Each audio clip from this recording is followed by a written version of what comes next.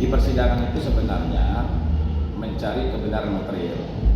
Jadi kalau seandainya Mail ini saksi untuk kita jadi saksi untuk Mail, itu memang sudah boleh seperti itu.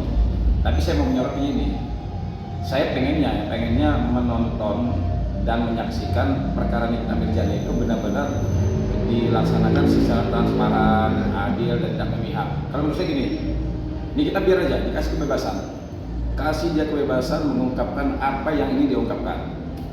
Begitu juga sebaliknya, saksi-saksi yang lain kalau memang ingin mengungkapkan apa yang dia ingin mengungkapkan, silakan, biar peradilan itu berjalan secara transparan. Kemudian orang bisa mengungkapkan apa saja, nanti tinggal hakim menilai mana yang benar keterangannya yang benar-benar bisa dipercaya, mana keterangan-keterangan yang benar-benar bisa membuat perkara ini jadi terang. Oke. Ya tadi saya udah bilang, saya pengennya melihat pengadilan itu benar-benar berjalan memiliki tujuan mencari kebenaran material.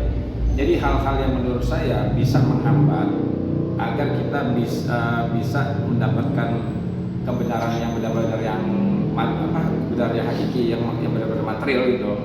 Kalau menurut saya nggak perlu, biar aja. Jadi jangan ini dibatasi, nggak bisa live dan lain sebagainya, biar aja. Saya juga pengen tahu nih, apakah benar Nikita Mirzani itu melakukan pemerasan seperti yang didakwakan oleh jaksa penuntut umum. Karena kalau menurut analisa hukum saya, dia sebenarnya masih tipis juga bisa dikatakan sebagai seorang yang diduga melakukan pemerasan. Karena kan dari situ sendiri, ya kan, kita juga belum tahu nih apakah uang yang diberikan Nikita Mirzani itu benar hasil dari penjualan yang sah. Nah kalau ternyata memang penjualan skincare itu ternyata mengandung komposisi yang berbahaya, yang membahayakan masyarakat, berarti kan uangnya juga dari kejahatan dong. Nah sayangnya Nikita Mirzani pada saat dilaporkan dia tidak melaporkan balik. Saya waktu itu pengennya nih, harapan saya Nikita Mirzani lapor juga balik. Biar apa? Biar penyelidikan dan penyidikan terhadap si pelapor juga berjalan. Nanti kita pengen tahu nih, kalau seandainya seseorang berani memberikan uang dengan jumlah yang luar biasa, 2 miliar 2 kali lagi, ya apa mungkin ibaratnya uang ini diperoleh dari hasil ya nggak bermasalah. Kalau penjualan skincare itu nggak bermasalah, kenapa mesti ngasih uang sampai 4 miliar, kemudian 2 kali lagi ngasihnya? Ya kalau hanya untuk menjebak orang agar supaya orang ini bisa ditangkap, masukkan pasal pemerasan, nggak perlu sampai 2 miliar, kasih aja 500 juta atau 100 juta dia bisa ditangkap, apalagi dikasih 2 kali. Ya, saya juga pengen juga gitu penyidik memeriksa, melakukan penyelidikan uang yang diberikan Nikita Mirzani ini benar nggak uang benar-benar yang diperoleh dari tidak melanggar hukum. Sekarang Nikita Mirzani kan mendapatkan uang nih yang dituduhkan dari pemerasan, ya kan? Nah sekarang kalau seandainya orang memberikan uang segitu jumlah banyak, pertanyaan gini, apakah benar ya dokter ini memberikan uang hasil jerih payah keringatnya sendiri, nggak ada masalah nih? Kalau seandainya dia memperoleh uang itu nggak ada masalah, ngapain dia ngasih Nikita Mirzani? Kan logikanya gitu. Saya nih pokoknya dagang pokoknya apa saja, apa skincare, apalah, mungkin alat kecantikan lainnya. Kalau dagangan saya itu halal, tidak bermasalah, ngapain saya ngasih orang, ya kan? Nah kalau kita berani ngasih uang orang sampai miliaran, berarti kan kita ada masalah di dagangan kita, kan ada masalah. Nah sekarang masalahnya itu termasuk kejahatan atau bukan?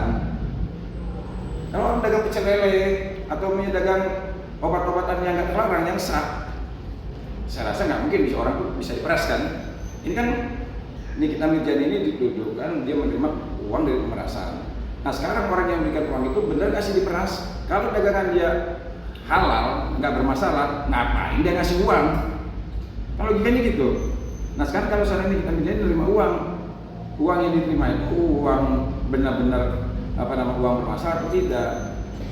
Nah saya pengennya nih pada saat itu Nikita Mirzani laporin aja bahwa pokoknya ada masalah nih orang ini, kok dia ngasih saya uang dalam jumlah yang luar biasa besar, 4 miliar loh, bukannya uang kecil. Nah apakah Nikita Mirzani itu jangan-jangan malah minta endorsan lagi, atau jangan-jangan Nikita Mirzani tidak melakukan pemerasan. Saya pengennya pada saat itu ya sekali lagi, saya berharap pada saat itu sebenarnya Nikita Mirzani melaporkan juga, cuman sayangnya dia tidak melaporkan. Saya bela Rasman, saya sampai detik ini masih pengacaranya Rasman. Kalau orang merasa tidak mendapat keadilan, dia pasti akan kencang ngomongnya.